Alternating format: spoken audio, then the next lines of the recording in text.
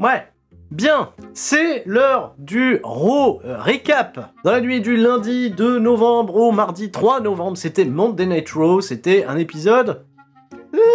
Ah oui, non, je vais spoiler directement. Non, c'était pas terrible. C'était pas génial. Non, et pourtant, ils avaient tenté de nous mettre un petit peu de hype avec, je sais pas, si vous avez encore un petit peu hype pour nos bons amis de Rétribouffon. Il y a Mustafa Ali qui avait posté une vidéo dans laquelle il laissait sous-entendre que les membres de Rétribution allaient se débarrasser de leur masque. Puisque la WWE, cette compagnie qui n'est pas capable de faire $1 sur un mec qui s'appelle Mustafa Ali, à quoi bon se cacher derrière des pseudonymes, des fausses identités, pour semer le chaos, comme il nous l'a promis. Il a promis qu'on allait semer le chaos, donc... Bon, peut-être un peu de hype pour le grand projet, Rétribution, encore une fois. Mais ça va pas être le seul projet qui va être révélé. Il y a des nouvelles également, et vous le découvrirez, hein, des nouvelles du projet Tucker. Le gros projet Tucker. Ouh la vache. Ouf. C'est ça le script de Raw. Alors, Rétribution, ils enlèvent leur masque et c'est en fait c'est Mansour. Non, on va faire ça en fait. Bon et ça c'est quoi? C'est Lana. Lana, elle passe à travers la table une 7e semaine consécutive. Voilà, ça c'est bien. Voilà, là il y a de la profondeur, tu vois, dans l'idée, dans l'esprit, pour pouvoir faire de Lana une superstar. Voilà, ça c'est un projet, Lana. Et oui, elle paraît faible toutes les semaines, mais les gens s'apitoient sur elle. Voilà, ils commencent un petit peu à la comprendre. Bon, ils comprennent pas ce qu'elle fout à ses pieds, mais au moins, tu sais, ils s'investissent. Voilà, c'est ça, faire du catch avec des émotions. Hein? C'est qui, Tucker? Ah, il y a un projet, Tucker? Depuis quand? Depuis le... Ah, El Innocel. Ah, c'est lui qui a attaqué Otis. Attends, Otis... Oh, ça me dit rien de qui tu me parles depuis tout à l'heure. Et c'est qui, Tucker? Hein? Il est parti, là? Otis. Tu vas beaucoup manquer à papa. Mais le gros terrain, le gros chantier, c'est la construction et la hype qu'on va essayer de donner à ce pay-per-view digne d'un grand show d'exhibition où tout va compter pour du beurre, c'est les Survivor Series. Enfin, quel brand va être la best of the best? Voilà, ça veut dire quoi? Ça veut dire qu'à la fin, on regarde plus qu'une branche et l'autre, il faut plus regarder le show? Où les gens vont se battre pour être les capitaines d'équipe. Depuis quand c'est important d'avoir un capitaine d'équipe dans les Survivor Series? Je comprenais que c'était un petit peu le point d'ancrage pour écrire, par exemple, la division féminine dans les Survivor Series. Il y a souvent les trucs avec Team Captain Alicia Fox. Voilà. Alicia Fox. Non, là, des gens vont se battre pour être les capitaines d'équipe à Monday Night Raw avec AJ Styles, tout ça, mais on s'en fout en réalité. Et l'autre information qui est géniale, la storyline principale de Monday Night Raw, c'est sans contexte tout ce qui se passe autour de Randy Orton, qui est désormais, tu vois, encerclé par le Miz qui a la mallette, Drew McIntyre qui ne décide pas de refaire un parcours initiatique. Drew McIntyre, dès qu'il a l'opportunité, maintenant, il va attaquer Randy Orton. Et Bray Wyatt qui agit avec beaucoup plus de subtilité dans un grand projet de vengeance qui est plutôt chouette, hein, qui voilà, surfe sur toute la storyline qu'ils ont eue il y a 3 ans où Randy Orton avait brûlé la maison de Sister Abigail. Et c'est dans ce contexte qu'on va lancer le visionnage de Monday Night Raw avec un match au programme annoncé, et un match en tout cas qui nous réjouit, Elias contre Jeff Hardy dans un Guitar on a Pole match. Allez, on reste fort, on se motive, on reste fort, et d'ailleurs, tiens, pour rester fort, hein, vous l'avez vu, grosse présence de la part de Sturi, puisque ça y est, c'est officiel, avec ce bon confinement, je vais vous accompagner un peu dans votre envie de dépaysement, et j'ai relancé un petit peu les activités sur Twitch. Mot d'ordre, hein, tout le monde reste chez soi, on passe du bon temps, on a joué un petit peu à XCOM, à Watch Dogs Legion, c'est pas mal. On recrute des mecs à Hunter, c'est un peu rigolo. On s'est même fait une grosse session quiz sur Sporcle, qui était plutôt fun, merci à tous pour votre présence, et toutes les VOD seront disponibles sur la corde à linge. N'hésitez pas à vous y abonner, le lien est dans la description. Allez, avant de se lancer pleinement dans le Raw Recap et avoir de la force, un rendez-vous sur la chaîne C'est ça le catch qui sera à ne pas manquer samedi soir en direct à partir de 20h. C'est le retour du super kick-off pour All Elite Wrestling, le pay-per-view Full Gear, où je serai en compagnie de Ludivine et Flo. On parlera également un petit peu de l'actualité de NXT. Parce que c'est vrai qu'on a un petit peu délaissé la couverture de All Elite Wrestling de NXT, donc on revient et j'espère que vous serez présents pour ce live parce qu'on aura une bien belle annonce à vous faire. Et pour finir là-dessus, en parlant de All Elite Wrestling, grosse annonce également sur leurs réseaux sociaux. Ils vont très certainement le 10 novembre nous révéler peut-être un trailer ou des images exclusives du premier jeu All Elite Wrestling, le premier jeu vidéo. Voilà, ils ont créé tous les réseaux sociaux AEW Games. Et j'avoue que ça me tarde un peu parce que, évidemment, ils vont être attendus au tournant quant aux grosses déceptions qu'on a eues avec les récents jeux WWE 2K. À l'occasion peut-être de dévoiler quel est l'éditeur, quel est le but du jeu, quel esprit ils aimeraient donner, nouveau jeu de catch qui débarquerait, et attention à pas bider justement. Allez, perdons pas de temps, on est parti, c'est Randy Orton qui nous accueille pour Monday Night Raw. Il va mettre 5 minutes à entrer au ring.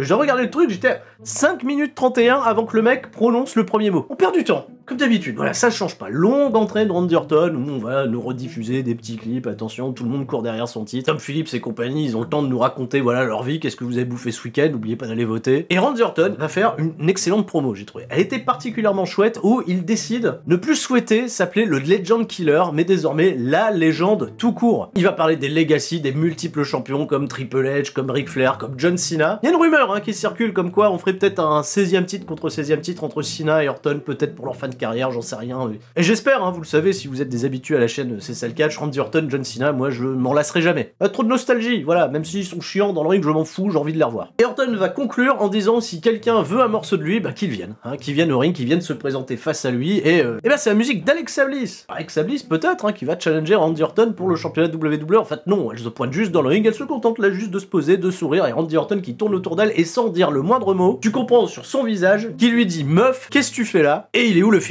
Alors Alexa Bliss, elle a des jolis gants sur lesquels il est marqué d'un côté Play et de l'autre côté Pain. Un peu de la même manière que Bray Wyatt qui a un gant avec Hurt, un gant avec Heal. Et finalement Alexa Bliss va choisir le chemin de la douleur, les lumières s'éteignent et visiblement laissé transformer, 3 points supplémentaires pour la Team Bliss. Et c'est Drew McIntyre qui vient mettre un Claymore Kick, voilà, c'est lui qui apparaît maintenant, celui qui disparaît, qui apparaît, c'est McIntyre, bon. McIntyre laisse Randy Orton en souffrance, voilà, sur le ring, et ça va permettre au Miz et à John Morrison de tenter un cash-in, figure-toi, c'est autant être opportuniste. Alors que l'annonceur est sur le point de nous dire que le match est officiel, la cloche ne va jamais sonner, et Drew McIntyre va revenir à l'action pour empêcher le Miz de réaliser son cash-in. Est-ce que ça fait sens? Question qu'on va se poser énormément pendant ce recap, parce que honnêtement, si t'as belle de pouvoir affronter le Miz pour le championnat WWE, vu que tu l'as battu la semaine dernière en 4 minutes, je te rappelle, laisse-le gagner, laisse-le le battre, le Miz, laisse-le devenir champion, et après tu le bats, ça va être plus simple. Voilà, et Alexa Bliss, elle a disparu, on l'a plus revu, on sait pas. Charlie Caruso, backstage, va interviewer le Miz, qui va se plaindre, évidemment, voilà, qu'est-ce que c'est que ces conditions de travail, on va faire un procès. Donc le Miz et Morrison vont challenger Drew McIntyre pour un match 2 contre 1 un petit peu plus tard ce soir, histoire de, voilà, de continuer de construire le Miz,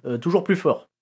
Allez c'est parti, c'est maintenant, c'est tout de suite Elias contre Jeff Hardy, guitare on a pole match. Il y a ce pauvre Tom Phillips qui va essayer de nous expliquer les règles. Donc il y aura bien une guitare qui va être suspendue sur le coin d'un ring, au bout d'une perche. On a pole, coucou Vince. Non pas toi, l'autre. Si bon, je fais plus la différence maintenant. Et pour gagner le match, Tom Phillips nous précise qu'il faudra décrocher la guitare et frapper son adversaire avec. Et ça actera la fin du combat. Ah bon?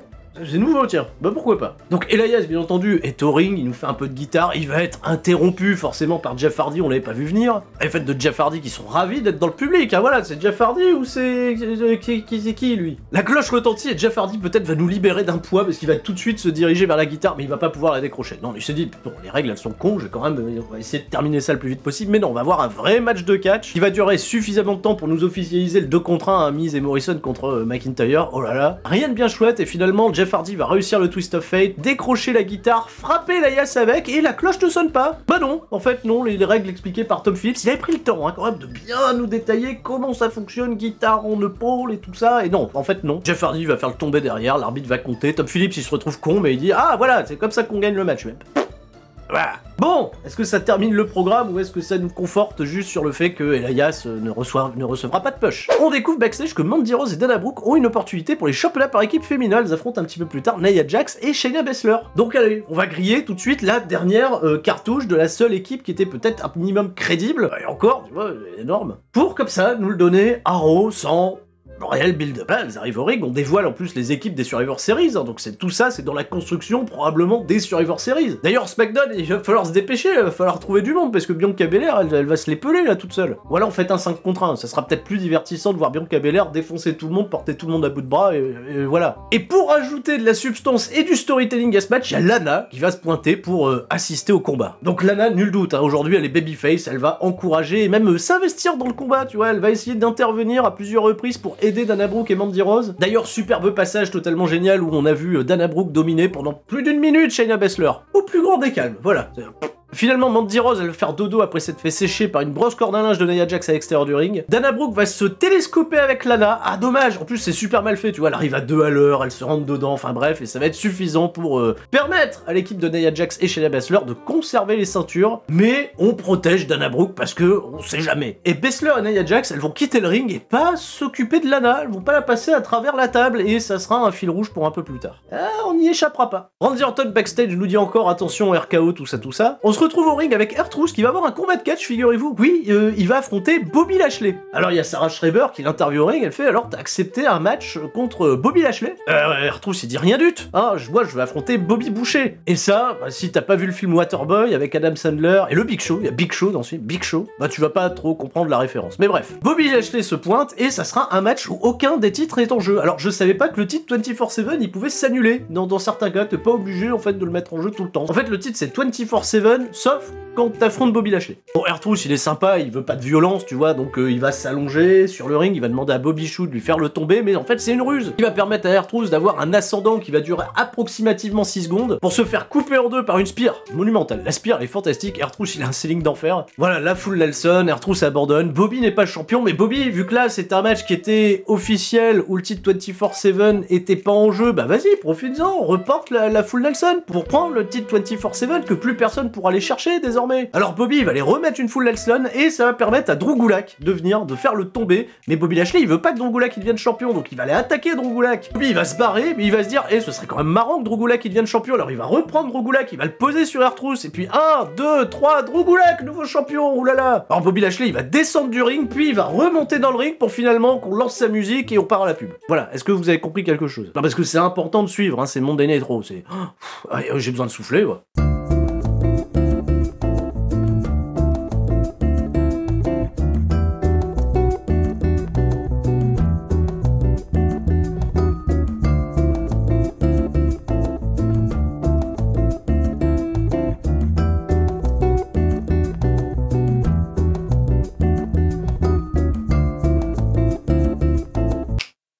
Lince Dorado et Grand Metalik sont backstage, ils se disent tiens ce serait une bonne opportunité d'aller faire le pin sur Drew Gulak qui est en souffrance, et ils vont se heurter à Jordan Omogbein et ses 2m72, avant qu'on avance à une autre séquence backstage où Nia Jax va être interviewée par Sarah Schreiber et promet à Lana une fin de carrière pour un peu plus tard dans la soirée, parce que oui il va y avoir Nia Jax contre Lana.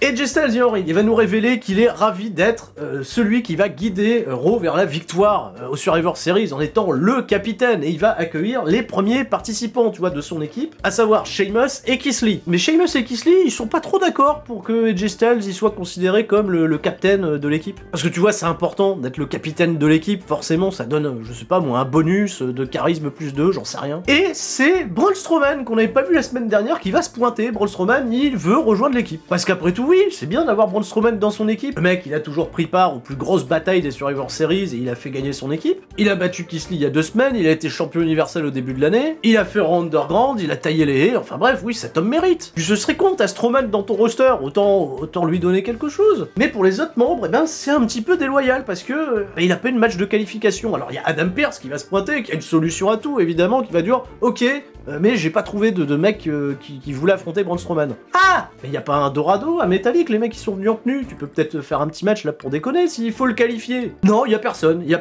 et bah ça tombe plutôt mal parce que ça serait que le 4e membre, Braun Strowman, s'il se qualifie, c'est-à-dire que s'il y a personne qui veut aller dans l'équipe, comment on fait pour le 5e? Donc AJ Styles, il va avoir la meilleure idée du monde, parce que AJ Styles, il veut avoir Braun Strowman dans l'équipe, mais il va lui dire, pour que ça soit équitable, bah tu vas faire un triple sweat match avec Keith Lee et Sheamus, et ça tombe bien, ils sont en tenue. Et si tu gagnes, t'intègres l'équipe. Voilà, et je trouve le plan d'une débilité incroyable. T'as Braun Strowman, et tu vas lui mettre un triple sweat qui peut perdre sans être rivé, tu vois, les épaules au sol, pour peut-être le qualifier dans le truc. Mais le pire, c'est que s'il se qualifie, ça voudrait dire qu'il est meilleur des deux autres, donc on fait quoi? On dégage Keith Lee, Sheamus de l'équipe? Ça fait tellement peu de sens. Et le match en plus de ça est pas si mal, parce qu'ils vont prendre des risques, même si je m'en fous hein, sur le papier de ce combat, mais ils vont quand même se bouger le cul pour nous faire un truc avec pas mal de suspense. Avec Keith Lee il va claquer cette tête, il va tenter un rope flip. Alors Keith Lee, on le voit plus athlétique comme il était à NXT, mais en plus même un rope flip, voilà, il tombe, il se claque cette tête. Il a claqué cette tête. Braun Strowman va profiter d'un Brock Kick de Sheamus sur Keith Lee pour porter un Power Slam à l'Irlandais pour la victoire. Et AJ Styles est content. Oui, il est content, hein, parce qu'il voulait avoir Braun Strowman, mais il lui a quand même mis n'importe quoi. Et AJ Styles va essayer de créer l'unité entre tous les hommes, et Keith Lee et Braun Strowman, ils vont se serrer la main. Ah, tu m'as tapé dans les couilles, mais vas-y, on se serre la main, et même Sheamus, il fait un câlin à Braun Strowman avant de lui planter un gros dropkick dans la tronche. Tout le monde se tape, voilà, il y a AJ Styles qui reste debout, qui met un dropkick à Keith Lee, et qui va se plaindre, hein, qu'il n'y ait pas d'unité dans son équipe. Mais oui, mais il attaque les mecs aussi. Ça peut pas être plus simple de dire, ok, on va tous partir un petit peu dans l'unité, on reprendra les guerres plus tard. Non, il me fatigue. Angel Garza, il est là, il va bien. Bon, il va pas catcher, bah faut pas déconner. Non, il est sur un fond bleu, là, avec une belle petite peinture, et il va nous faire une déclaration d'amour. Alors apparemment, est-ce que c'est une déclaration d'amour pour le public de Raw? Et je pense qu'on a besoin de beaucoup d'amour quand on regarde Monday Night Raw. Mais il va quand même, tu vois, faire des références au regard d'une personne, à son côté un peu irrésistible. Et ça pue grave le sous-texte pour une déclaration d'amour à Nia Jax. Ah, ils vont peut-être partir sur ce terrain-là, c'est-à-dire la vieille storyline qu'ils avaient abandonnée avec Nia Jax et Enzo Amore, peut-être qu'ils vont la refiler à Garza. Bon, faudra attendre que Nia Jax, elle termine son programme avec Lana, ou j'en sais rien, mais qu'est-ce qui... Firefly Funhouse. On s'attardera un petit peu plus sur le passé entre Bray Wyatt et Randy Orton. Avec cette fois-ci, c'est confirmé, Abby the Witch n'aime pas Alexa Bliss. Non, apparemment, Alexa Bliss, elle a fait un bocal, tu vois, dans lequel tu dois mettre une pièce si tu dis un gros mot, et justement, elle va lui dire, va te faire foutre. À la fin, c'est totalement chelou, voilà, Bray Wyatt, il met la main sur Alexa Bliss, elle va peut-être encore se transformer, mais là, elle a une espèce de slime, ouais, qui lui sort de la bouche, on n'a rien compris, et ça s'arrête là. Bon, pas le meilleur épisode de Firefly Funhouse, un petit peu moins de subtilité, en tout cas, ça m'a moins pété au casque. C'est le moment du match très attendu entre Nia Jax et Lana. L'occasion de découvrir une vignette de Peyton Royce et Lacey Evans, ouais, qui sont bien contentes que Lana ait bien des malheurs, parce que peut-être, on sait jamais, l'une des deux pourra les remplacer. Mais elles ont l'air bien copines alors qu'il y a 2 semaines, elles se foutaient sur la gueule. Voilà, toujours du non-sens. Shayna Baszler, elle va tout de suite débarrasser la table des annonceurs. Comme ça, voilà, là on l'aura bien, notre Samoan Drop. Bon, le projet Lana, il va pas durer bien longtemps. Non, elle a remis la Yeezy en plus, donc ça, non, à pas réussir à catcher avec des smells qui font 2 fois ta taille. Donc voilà, un match, comme vous en doutez, très passionnant, remporté par Nia Jax, qui va passer Lana à travers la table, et c'est tout en fait. Voilà, il y a rien, si tu t'attendais une happy end, avec, je sais pas moi, le save de Mandy Rose et de Dana Brooke, ou, je sais pas moi, Asuka, pour rigoler, Asuka elle est même pas là sur l'épisode, non, elle vient même plus. Non, Lana, elle va juste se faire défoncer, et on vient de perdre encore 10 minutes sur le programme. On arrive au moment peut-être que j'ai préféré de Monday Night Raw, qui serait peut-être pas à jeter, c'est le Hurt Business. Et j'aime bien le Hurt Business qui ne s'occupe ni d'Apollo Crews, ni de Rétribution. Là, c'est le Hurt Business qui feud avec le New Day. Pour avant ça, Bobby Lashley, il va, voilà, teaser son combat contre Sami Zayn, parce qu'il faut bien essayer de teaser ça, parce qu'on part de rien. Et le New Day va se pointer, ils vont rappeler au Hurt Business que Kofi Kingston, qui est là depuis presque aussi longtemps, tu vois, que tous les membres du Hurt Business, a cumulé plus de titres que tous les mecs du Hurt Business réunis. Bon, j'ai pas fait les calculs, mais Kofi Kingston, il a passé plus de la moitié de son temps à la WWE avec une ceinture autour des hanches, donc à un moment, c'est qu'il en a quand même gagné pas mal des championnats. D'ailleurs, ils vont admettre que, ça y est, ils sont à 10 championnats par équipe, qu'ils ont battu les Dudley, d'ailleurs c'est marrant, parce que ils se renvoient la balle avec Xavier Woods, est-ce qu'on est à 9, est-ce qu'on est à 10, mais je pense qu'on peut dire qu'on est à 10. MVP, qui en rate pas une, il est fantastique MVP, c'est, franchement, hein, aujourd'hui chez WWE, c'est peut-être le meilleur promo guy, en tout cas c'est le plus cohérent. Il va rappeler à Kingston qu'il a duré que 8 secondes face à Brock Lesnar, et Kingston va lui répondre que c'est également le temps qu'a duré Bobby Lashley avec Lana. Dans quelles circonstances, ça, je laisse recours à votre imagination. Donc c'est Cedric Alexander et Shelton Benjamin contre le New Day dans un match où les championnats par équipe ne sont pas en jeu, et là, évidemment, pour ceux qui ont écouté 3CFM et une pensée pour Flo, il va bien, voilà, il est plus là pour parler de Raw. Pour le moment, il reviendra, mais bien sûr qu'il reviendra, Flo, on lui fait des bisous d'ailleurs. Et ben, c'est un magnifique théorème de Raw où les champions par équipe, dans un match où leurs titres ne sont pas en jeu, vont perdre le match. Clean en plus, victoire clean pour le Hurt Business, et c'était un bien chouette match, peut-être le plus intéressant à regarder, peut-être seule et unique recommandation de cet épisode. Nikki Cross, elle s'est souvenue qu'elle était pote un temps avec Alexa Bliss, et elle va la croiser backstage, elle va lui dire meuf, qu'est-ce qui se passe, tu réponds plus à mes messages, c'est le Fiend. Elle se retourne et elle a des lentilles. Donc forcément, quelqu'un qui porte des lentilles de couleur, ça fait peur. Là aussi, il y a un gros projet de Nikki Cross, apparemment. Tiens, en parlant de projet, c'est le moment de retrouver, parce qu'on entend la musique de Ricochet. Oh, Ricochet, Arrow, Ricochet. Ricochet, Arrow, il va probablement jobber. Mais non, en fait, on a trouvé plus de jobber que Ricochet, puisque... Voilà, c'est le grand programme, l'immense programme de Tucker, le projet Tucker. Il s'est rasé la barbe, enfin une grosse partie de la barbe, il a coupé les veuches. Il s'est mis torse nu avec un vieux pantalon sur lequel il marquait Knight, donc de l'époque où il s'appelait Tucker Knight. Il ressemble à un jobber plus et il va perdre en moins d'1 minute contre Ricochet. C'est pas ce qu'il y a d'intéressant dans le match, évidemment, s'ils mettent ça, c'est pas sans intérêt. Puisque avant que le match commence, il y a Ali qui s'est pointé pour observer le match, et les mecs de Rétribution, forcément, il y avait un projet, est-ce qu'ils vont tomber les masques? Est-ce qu'ils vont demander à Tucker, qui semble être désormais une âme perdue dans le marasme du roster WWE, de le rejoindre, ce qui sauverait peut-être la carrière de Tucker? Non, pas du tout. Non, ils vont attaquer Tucker derrière. Est-ce que Ricochet va les rejoindre? Pas du tout non plus. Non, ils vont attaquer Ricochet, ils vont attaquer Tucker, et ça va être la première fois qu'ils vont rester forts. Voilà, ça c'était le grand projet Rétribution. Tant qu'à faire, autant de commencer par un petit, voilà, peut-être ça le projet. Donc on a hâte, hein, bien entendu, de voir Ali contre Ricochet à Main Event, mais c'est le moment de nous préparer pour justement le Main Event de Monday Night Raw avec Drew McIntyre qui va affronter Le Miz et Morrison en match handicap, et Drew McIntyre reçoit une proposition très intéressante de la part d'un ancien copain, Sheamus. Et oui, la Celtic Connection qui s'est reformée à Monday Night Raw, on savait pas, mais oui, on peut comprendre, ils ont une longue histoire, ils ont un long passé commun dans les territoires britanniques il y a de ça plus d'une quinzaine d'années. Et Sheamus, il propose à McIntyre, mec, ce serait bien que ça soit toi le 5e membre de l'équipe de Raw. Bah oui, tant qu'à faire, s'il faut prendre les meilleurs, pourquoi on met pas McIntyre? Voilà, les Raw, ils ont l'air un peu imprenables, hein, s'il y a McIntyre qui les rejoint.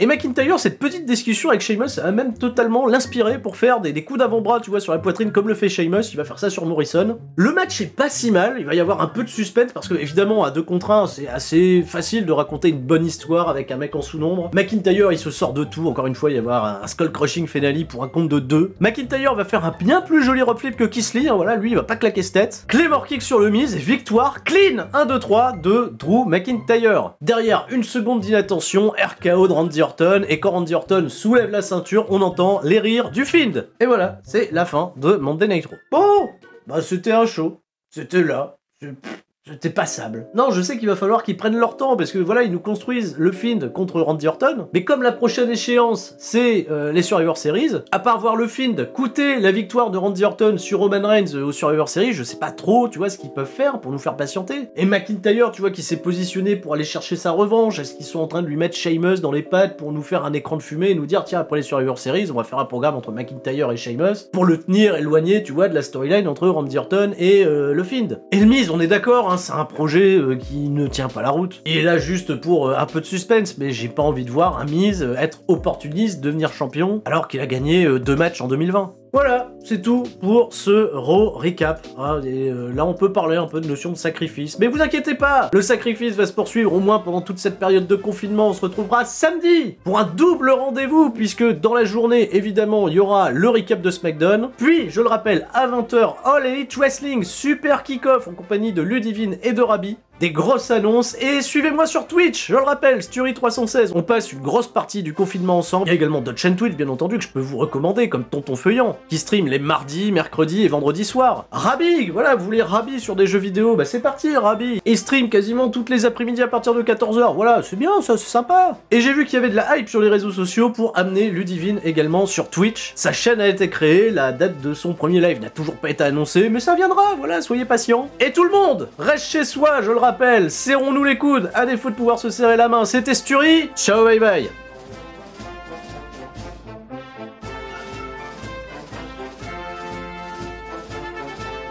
Alors ils sont tous sur Twitch, et moi j'y suis quand alors? Voilà, c'est ça, vous avez qu'à faire ça, mettez-vous tous sur Twitch, de toute façon vous savez à qui va revenir le fric.